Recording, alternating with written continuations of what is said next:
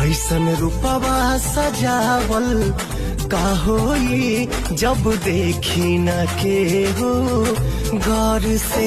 ऐसन रूपवा सजावल का होई जब देखी न के हो गौर से। जब देखल चाही तू करेलू नहीं, मन गुजरेला गजबे दौर से।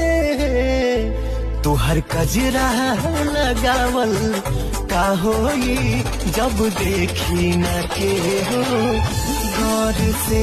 ऐसन रूपवा सजावल का होई जब देखी न के हो गौर से।